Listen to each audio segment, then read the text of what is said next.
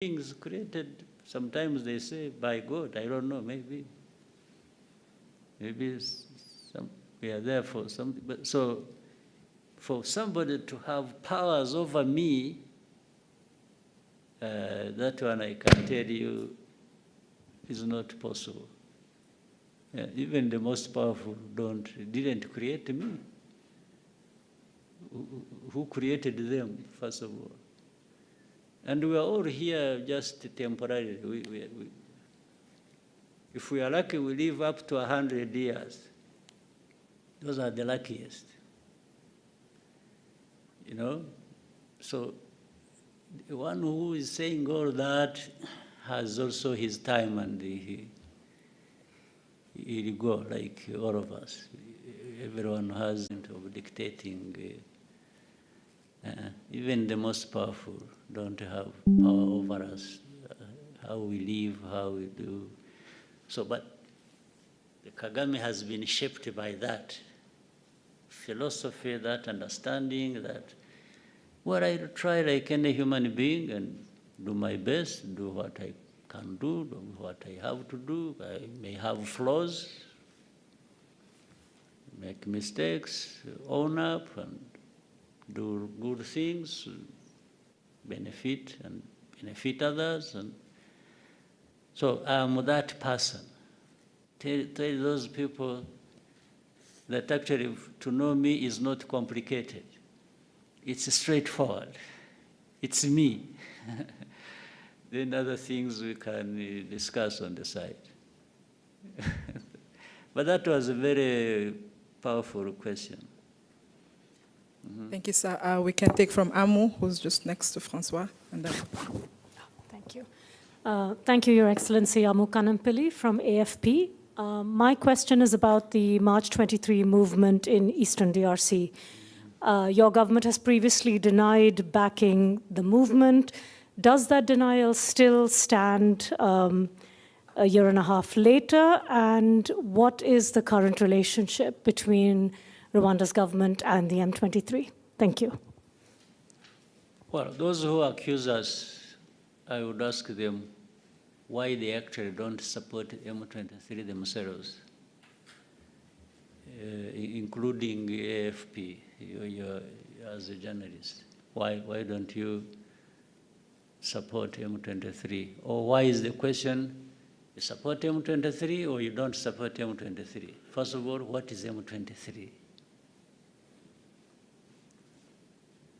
M23 is an organization born in and out of Congo. That's number one. Number two, these are Congolese. And you will hear even Congo admit it now. Why do they exist? Why are they fighting? Why do they have arms? Is another question. It is also a simple question. They exist because they have been denied their rights as citizens of that country. They are called Tutsis of Rwanda. Fine. But then you need to be educated also a little bit about history. We have Rwandan communities in Congo who are Congolese, and by the way, these are not just Tutsis, it is the same social structure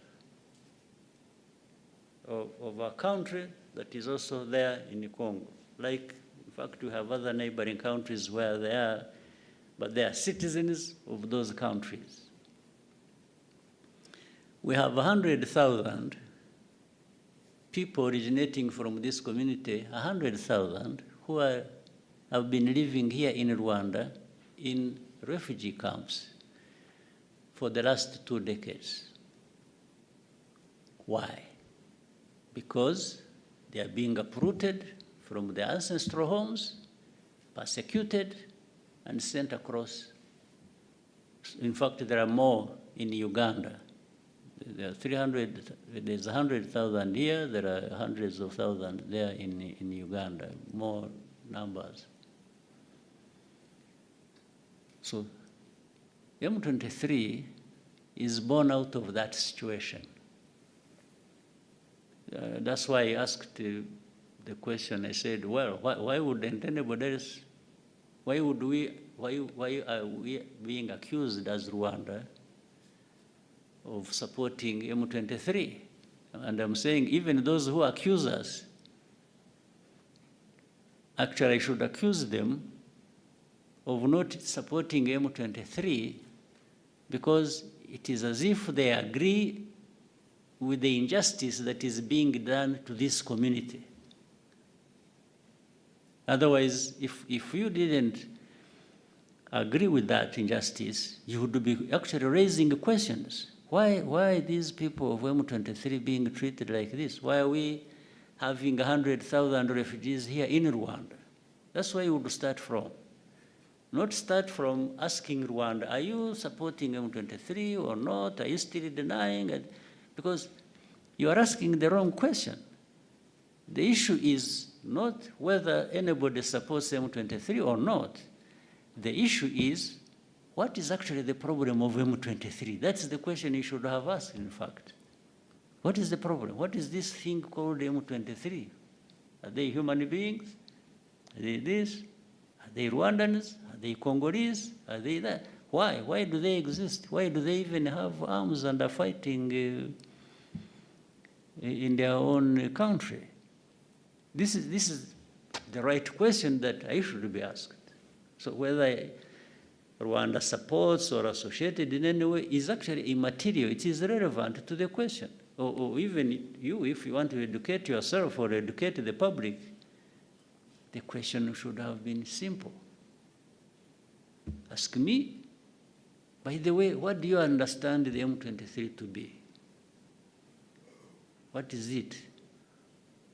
That's a fair question. That's the one I would wish to be associated with rather than whether I support or not support. So we may take the last question. David?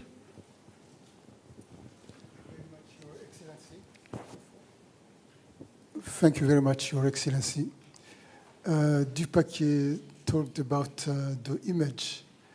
I've been traveling through the continent, and the majority of the youth, I think, don't want you to remain the way you are.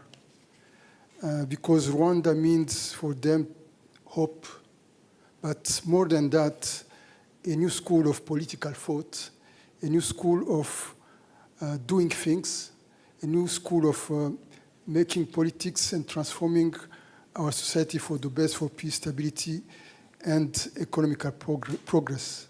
For the past 30 years, you have succeeded to build a modern state offering to Rwandese people a safe space to build their own lives and achieve their personal dreams. How do you see Rwanda for the 30 others coming years? Well, we keep making progress and be where others are that they have even taken for granted. And when you see developed countries, why can't Rwanda or Africa develop to that extent or beyond? What is lacking?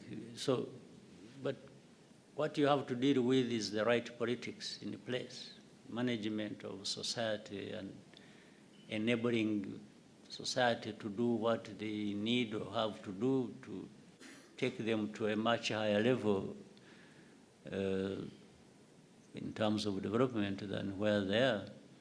So really that is the aspiration for all of us, even as leaders, and I'm sure individual Rwandans, everyone wants to see development. They want to see us, because we are human beings. Human beings, we can't have this allow this disparity, and some have been designated to remain backward, poor, undeveloped, and yet we are sitting on immense resources that actually other people who are developed are coming to help themselves with and taking away. And for us, we are there watching and not doing anything about it. So the Rwanda of the next 30 years should be maybe 3, 4, 5 times better than what you see now. 30 years from our graves to being here, I think another 30 years. We are not coming from the graves. This time we are coming from some level of progress that we have made. Thank you, sir. We may conclude here. Right. We'd like to thank you for your time with us and wish you a good day. Unfortunately, I couldn't take all the questions, but I'm happy to meet you another time. Thank you, sir. Thank you.